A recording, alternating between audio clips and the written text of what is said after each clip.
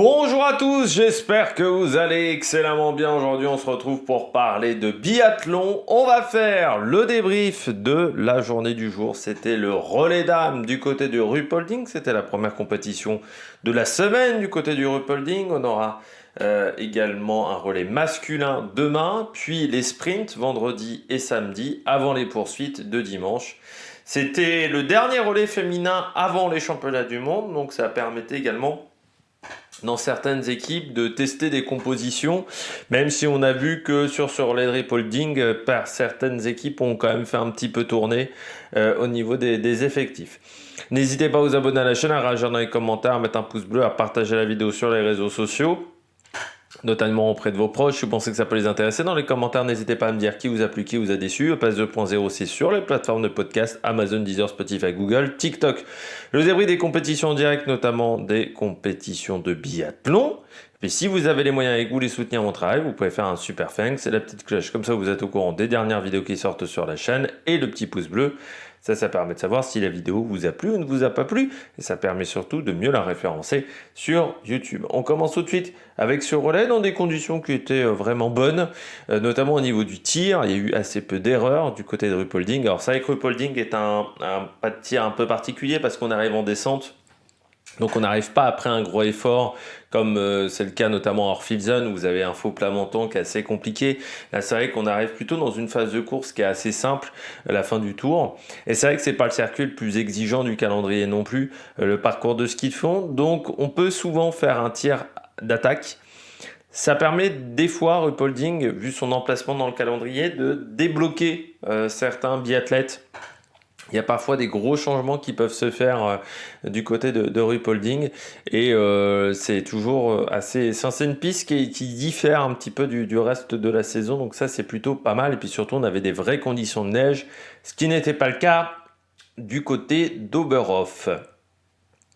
On commence tout de suite avec le résultat. Nouvelle victoire de l'équipe de France.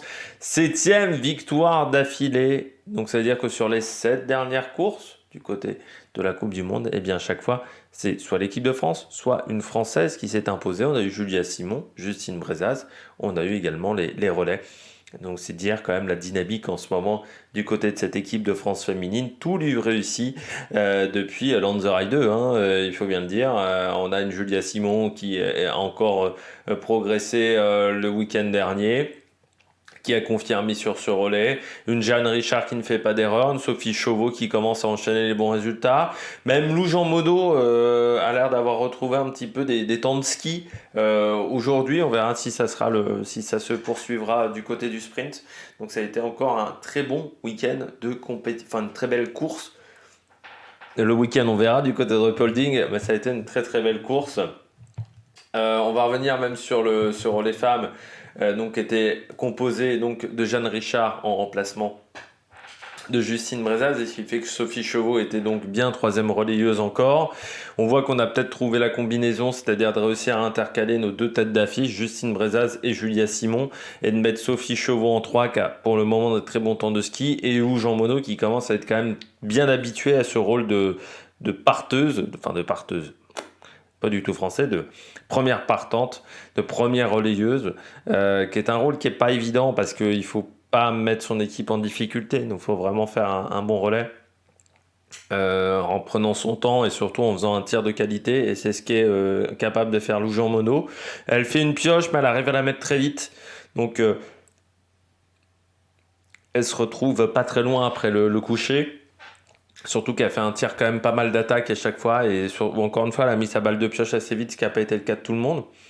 Après derrière Jeanne Richard, encore un très super relais, c'est-à-dire que encore une fois un excellent coucher, derrière une seule erreur sur le debout. Je crois qu'elle n'a pas encore raté une balle sur le coucher, je crois depuis le début de saison. C'est en 3 cours, je crois qu'elle n'a pas raté une balle sur le coucher, et sur le debout, elle s'est bien récupérée d'une course qui avait été peut-être plus compliquée du côté de la poursuite. Donc c'est vraiment un bon résultat pour Jeanne, avec une seule erreur. Sophie, une seule erreur sur le debout. Ce qui est bien, c'est qu'elle fait en plus un gros tir d'attaque aussi sur le debout, et surtout elle arrive à mettre la balle de pioche tout de suite. Ça, ce qui est fort du côté de Sophie Chauveau. Je pense encore une fois que le dernier relais a peut-être débloqué quelque chose sur ce tir debout, sur la manière dont elle avait dont elle a appréhendé ce tir debout et sur la manière où maintenant elle sait qu'elle peut se sortir de situations difficiles sur ce tir debout, ce qui n'était peut-être pas le cas auparavant. Et ça va vraiment aider sur le relais. Et donc, super performance encore. Sur les skis, c'était un peu plus compliqué pour Sophie. Et pourtant, j'ai regardé son temps de course, il n'est pas mauvais. Parce que je trouvais que tu vois, elle avait du mal à reprendre du temps.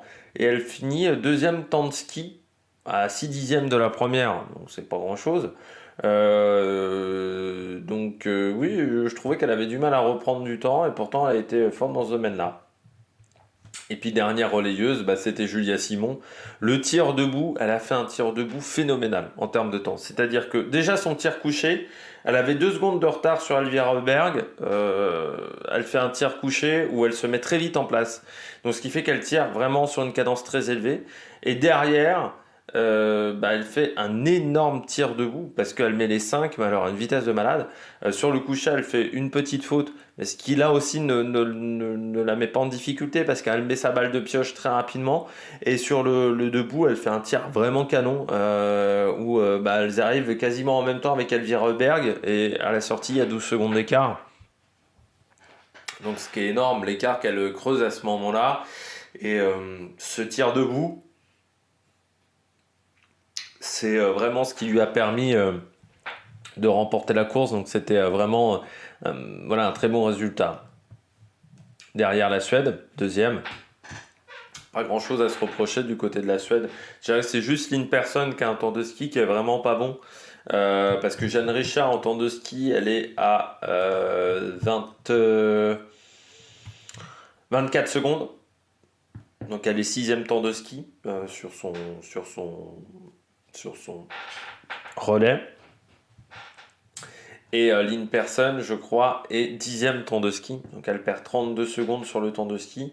Et ça, c'est vrai que ça coûte très cher parce que Elvira Heuberg est meilleur temps de ski. Mona Brorson est meilleur temps de ski aussi. Anna Magnusson est 3e temps de ski. Donc pas très loin de Joujou Mondo, il y a 2 secondes 7. Mais là, vous prenez tout de suite 32 secondes au niveau du temps de ski. Et aussi du côté d'Elvira Heuberg, son temps de tir n'est pas exceptionnel. Donc ça coûte un petit peu cher à l'équipe aussi sur son temps de tir parce qu'elle prend 26 secondes tout de suite. Alors je sais bien qu'elle a fait 2 balles de pioche sur le coucher, mais il y a quand même un temps de tir qui n'a pas été excellent du côté d'Elvira Heuberg. Surtout comparé à l'excellent temps de tir de Julia Simon. Donc c'est dommage du côté de la Suède, mais elles finissent deuxième devant l'Allemagne. Qui certes n'avait pas une de ses chefs de file, mais ce qui est quand même un bon résultat. Donc non, elles peuvent être satisfaites de leur course et ça fait partie des équipes qui vont être dures à battre, la Suède, sur le prochain championnat du monde, parce qu'on voit que l'équipe est solide. Bien entendu, il y aura le relais mixte aussi pour la Suède, parce qu'avec les sœurs Heuberg, et là encore, il n'y avait pas. Donc Anna, quand tu vois ce que fait Mona Brorson aussi, ou Anna Magnusson, tu dis que le relais mixte, il y a peut-être des choses à tenter aussi du côté de la Suède au niveau des combinaisons d'équipe. On verra quand même que Anna Heuberg a été mise au repos sur cette course. Elle qui a eu un week-end quand même très compliqué du côté d'Oberhof, ça ne s'est pas très bien passé pour elle. Troisième, l'Allemagne, seulement 3 balles de pioche, et dont 2 pour Janina Itic. Donc ce qui fait que tu perds 18 secondes à ce moment-là. Sinon, elles ont toujours été dans le coup, les Allemandes. C'est juste le temps de ski, encore une fois, il n'y a pas de surprise. Parce que Preuss et Schneider font 0 faute. Kebinger en fait seulement 1 balle de pioche. La différence, c'est que t'es 8e temps de ski pour Kebinger. Donc ça fait un peu mal. 46 secondes de perdu. Que Franziska Preuss est 3e temps de ski, mais que Janina Itic et Sofia Schneider, c'est 8e temps de ski et 3e temps de ski. Donc ça fait perdre du temps à ce moment-là. Et ce qui fait que tu te retrouves un petit peu en difficulté. Donc c'est dommage du côté de ces concurrentes-là, parce qu'il y avait vraiment quelque chose peut-être de mieux à faire, mais sur une course où tu avais peu d'ouverture, quand tu perds du temps autant sur les skis, c'est compliqué, surtout sur une piste où tu as quand même pas mal d'aspiration. Le phénomène d'aspiration marche très bien. Donc c'est vrai qu'Anna Kebinger a pris cher sur son relais, et ça c'est un petit peu dommageable. Derrière, la Suisse, 4e. Cette pioche du côté de la Suisse, c'est une chouille trop, surtout sur un tir où on voit que devant il n'y a pas eu beaucoup d'ouverture, et que même derrière, à part la Norvège, toutes les autres nations ont très bien tiré. Alors, l'Ukraine est à 4 pioches par exemple, donc c'est un peu compliqué du côté de la Suisse. Donc voilà, un peu trop de balles de pioche. Gasparin en fait 3 par exemple. Les Nike grosses en fait 2 sur le debout. Donc ça c'est un peu dommageable pour Gasparin. Les Nike grosses qui fait le meilleur temps de ski sur son relais. Donc ça montre que les jambes sont bonnes aussi, même si c'est vrai que peut-être que l'adversité sur son relais était un petit peu plus faible. Il n'y avait pas de Justine Brezaz, c'était Knoten du côté de la Norvège qui s'est planté à ce moment-là, mais quand même c'est intéressant, on voit que les temps de ski sont bons également pour Elita Gasparing. C'est plus compliqué pour Elisa et pour Emi Bazirga. Elisa est 11e temps de ski, Emi Bazirga est 7e temps de ski. Mais je dirais que c'est un relais plutôt intéressant et on voit que la Suisse, peut-être que si les conditions de ski sont un petit peu plus compliquées sur la piste des championnats du monde à Novo Mesto, bah, ça peut être intéressant de voir ce que ça peut donner. L'Ukraine 4e, 5e, pardon, le tir c'est bon. Bon, par contre sur les skis, c'est compliqué, hein, 7, 7, 7 et 9e. Voilà, sur les temps de ski, donc ça peut pas faire. Enfin, c'est difficile de faire mieux avec. Il manque une chef de file, hein, tout simplement, dans cette équipe d'Ukraine. L'Italie, il manque Dorothea Virer. On voit que c'est le gros problème. En début de relais, elles sont dans le coup, hein, Komola, Vitodi, c'est bon. Déjà, Passler se retrouve en 4e position.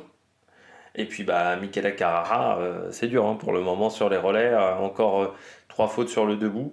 C'est vrai que c'est difficile pour Michela Carrara, surtout que les temps de ski sont pas fous non plus du côté de l'italienne. Le temps de ski de l'italienne, si je le retrouve là, Michela Carrara, on est sur un temps de ski qui est la place 5e. Donc ouais, alors c'est pas, je pensais qu'elle était plus loin sur le temps de ski, non, c'est surtout le tir en fait. Bon, elle prend cher. C'est dommage parce que Vitozzi est deuxième temps de ski, Komola deuxième temps de ski, mais Passler c'est 8e temps de ski, 50 secondes de perdu sur son relais. Et Carrara, sur le tir, tu perds aussi la minute, hein, donc là c'est un petit peu compliqué. La République tchèque, elle finit 7e avec 8 pioches. J'ai pas trop regardé la course de la République tchèque. Davidova fait 3 pioches encore, hein. Donc Davidova a toujours pas retrouvé son tir. C'est ce qui met l'équipe en difficulté parce que même Sharvatova fait 2 pioches que je dirais pas si mal que ça. Et tu vois que Vobornikova et Gislova sont plutôt pas mal, mais ouais. La tête d'affiche n'est pas là. Et puis Autriche, Lisa Teresa Hauser, là aussi, encore 3 balles de pioche. Donc c'est dommage parce que Juppe et Zduch font que 2 balles de pioche. Donc Juppe, le problème, c'est le temps de ski, hein. Mais Lisa Teresa Hauser, c'est vrai que tu plantes déjà ton équipe avec 3 fautes. Slovénie 9, bon, la Norvège, 2 pénalités. En fait, Knoten nous a fait un petit peu une. Pas Knoten, pardon, Skogan nous a fait une Émilien Jacquelin, sauf que dès le début du relais, dès le début de la course, et elles sont jamais revenues, hein. C'est-à-dire que Tendrevol, Annecliff, Tendrevol, quand elle prend son relais, elle sait déjà qu'elle ne reprendra personne. Donc ça c'est compliqué quand tu prends ton relais dans ce genre de conditions. Annecliff avait déjà peu de chances de remonter. Et on voit que Knoten a pourtant fait pas un relais dégueu, hein, une seule faute, mais sauf que les temps de ski, il fallait remonter trop de place, c'était compliqué. Je crois que Skogan sort du pas de tir, je crois 15, et tu vois, elle remonte qu'à la 10e place. Il n'y a eu aucune ouverture devant, donc impossible de remonter, et Skogan, ouais, elle a bien planté l'équipe. Et je trouve également, alors je voulais regarder ça du côté de la... Alors Juppe, elle est 4e temps de ski, mais c'est pas suffisant. Et je voulais regarder du côté de la Norvège. C'est pas fou sur les temps de ski, hein. C'est pas fou du tout, hein, du côté de la Norvège. Alors Tendrevol fait 4e temps de ski, mais sur un relais où elle n'avait pas grand chose à jouer. Donc elle finit 4e. Par contre, Annecliff est 10e temps de ski. Donc quand on disait que du côté d'Oberhof, on sentait un coup de mou du côté de certaines filles, Annecliff, ça se confirme. Knoten, 11e temps de ski. 12e temps de ski pour Skogan. Donc on voit que sur le temps de ski, c'est compliqué. C'est très compliqué pour les filles. Et quand on voit Annecliff, c'est régulier, ça perd de temps. Knoten... elle est 8e sur le premier tour, 12e et 9e. Et Tendrevold, elle est 7 sur le premier tour, donc c'est pas fou, 3 et 5. Voilà, pour finir. Donc compliqué, voilà, au niveau de cette course. Pour les Norvégiennes, il n'y a pas grand-chose qui a marché. Et puis on retrouve ensuite les États-Unis, la Bulgarie, la Lettonie encore qui. C'est dommage, les États-Unis elles commencent toujours fort et puis elles se terminent à un tour. Ça c'est dommage. Le Canada par exemple n'a pas fini à un tour, l'Estonie non plus. Donc c'est un peu mieux que d'habitude pour ces nations-là.